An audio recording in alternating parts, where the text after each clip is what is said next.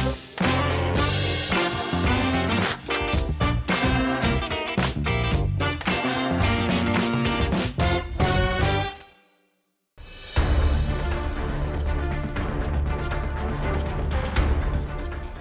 datang di kompetisi wirausaha Juragan Zaman Now.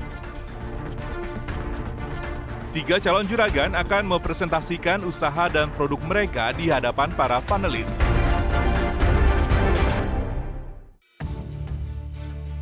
Wow, luar biasa sekali. Pembeli luar negeri itu nggak pernah ada penawaran, ya pokoknya suka bayar gitu. Saya kasih tahu kenapa, Mas. Karena terlalu murah. Ini adalah contoh-contoh dari produk kami. Kami memberi edukasi agar generasi muda itu mencintai produk lokal yang memiliki sentuhan budaya Indonesia. Kalau ada budget, coba mulailah mengeksplorasi kontennya. Ininya udah lucu ya. Pernah nggak kepikiran untuk hanya bikin bonekanya aja? Pekerjaan yang very nice. Tapi what is the best seller? Mampukah peserta membuat para panelis terkesan dan berhasil mendapatkan tambahan modal ataupun investasi? Dan ini dia ketiga calon juragan hari ini.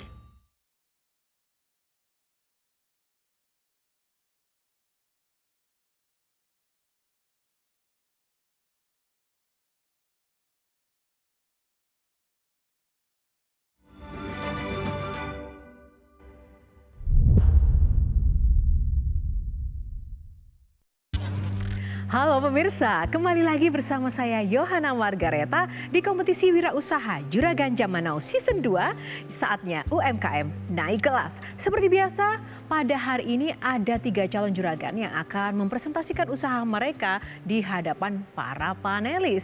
Tapi sebelum itu, izinkan saya untuk menyapa para panelis kita. Ada Reno Barak, Irwan Musri, dan juga ada Rex Marindo. Dan hari ini Dian Ono sedang berhalangan hadir karena sakit. Ya, langsung saja kita akan mulai peserta pertama dari Coach Dewa Eka Prayoga. Silakan Coach Dewa. Siap. Calon juragan kali ini adalah kakak beradik yang sama-sama menggemari dunia seni. Dan akhirnya karena kegemarannya dalam dunia seni ini memutuskan untuk berhenti dari kerja kantoran untuk fokus dalam bidang handmade dengan nama Sarange Craft. Bagaimana kisah dan perjuangannya? Yuk kita saksikan langsung.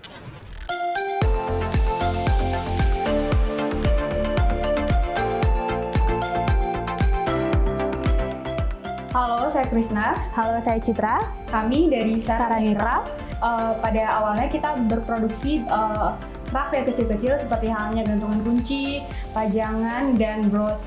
Kemudian berlanjut ke tas yang berbahan dasar serat alam yang dikombinasikan dengan berbagai macam kain yang berasal dari berbagai macam di Indonesia seperti ulos, kain batik, kain tapis, dan kain songket. Untuk sekarang, jenis produk Sarange Craft itu lebih fokus kepada tas. Tapi tas sendiri itu dari berbagai serat alam seperti rotan, rara gintir, mendong, dan ada juga purun dari Borneo.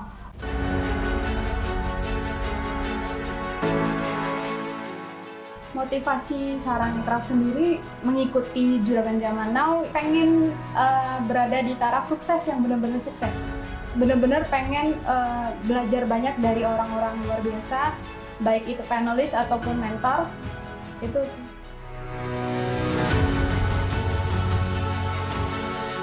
Sarange Craft siap menjadi Juragan Zaman Now.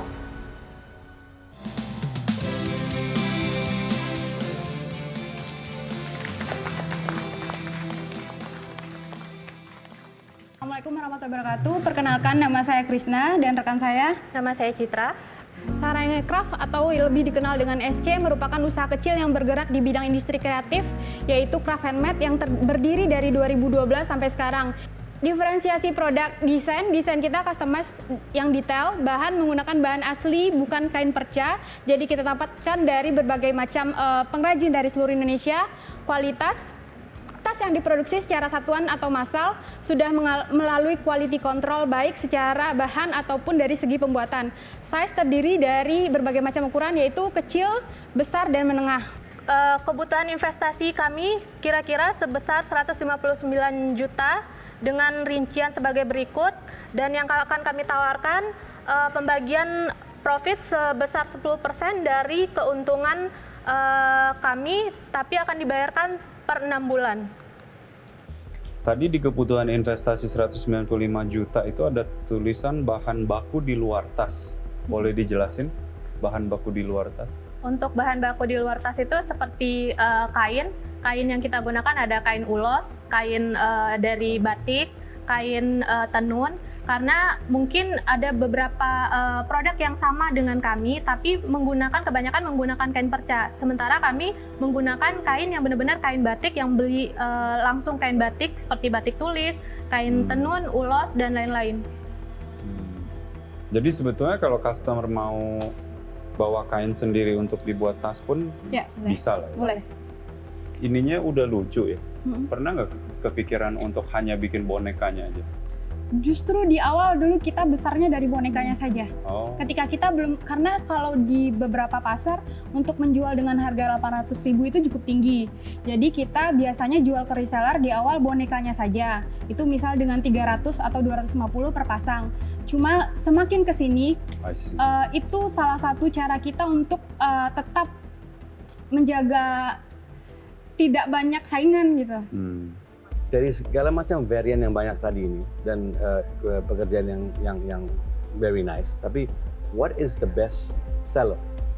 Apa yang membuat mereka membeli ini? Apakah karena cute atau mengatakan it's stylish atau karena pekerjaan yang susah? Itu penting sekali. Dan size-nya sendiri. Untuk size sendiri sebenarnya sampai sekarang dari semua jenis size yang kita tawarkan itu punya marketnya sendiri, punya pasarnya sendiri. Kalau untuk sampai sekarang pasar terbesar kita adalah istri dari TNI AU, AL, dan udara serta polisi, karena mereka itu biasa membawa massa. Pada akhirnya ini sesuatu bisnis, ya kan? Customer memang bisa dikatakan customer always right atau king. It's a beautiful product. Saya underline itu bukan ini sangat bagus, tapi melaksanakan bisnis, we need to know arah mana yang diutamakan untuk mendapatkan turnover yang besar. Dan setelah itu baru kita bisa memilih kalau misalnya apakah ini aspirasinya kemana. Dan ini yang kira-kira mesti dipelajari supaya sustainability-nya dan juga growth-nya bisa lebih panjang. Itu aja dari saya, just share itu aja.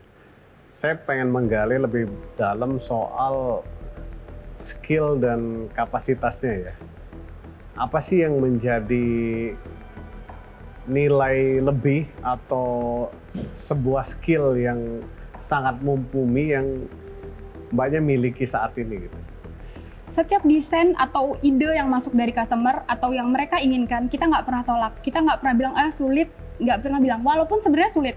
Nah, maksud saya Saranghaya ini berarti punya kapasitas ya dibangun brandingnya untuk misalnya custom kerajinan-kerajinan seperti ini gitu. Jadi tidak hanya terfokus pada sebuah produk yang mungkin terlalu limitasinya terlalu tinggi kali ya.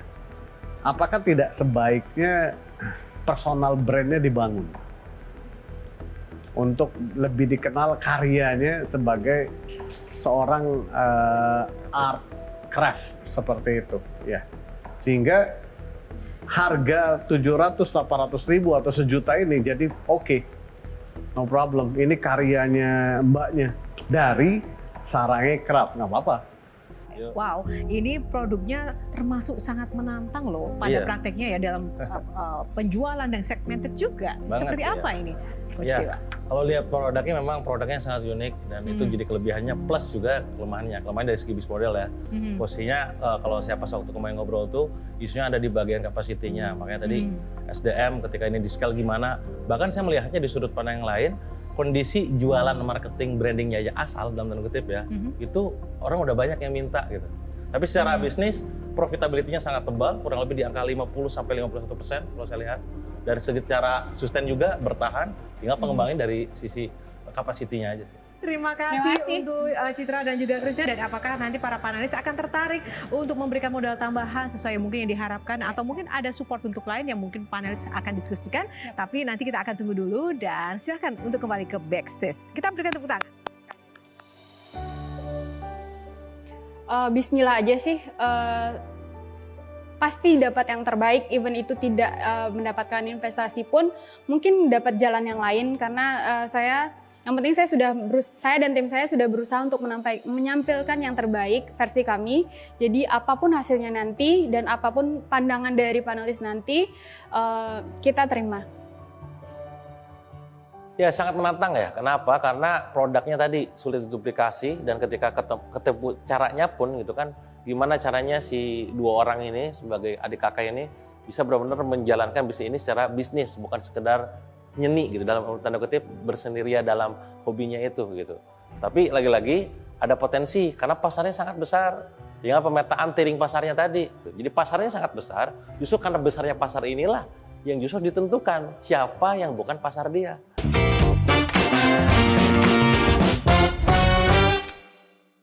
Didukung oleh Finatra Productive Financing.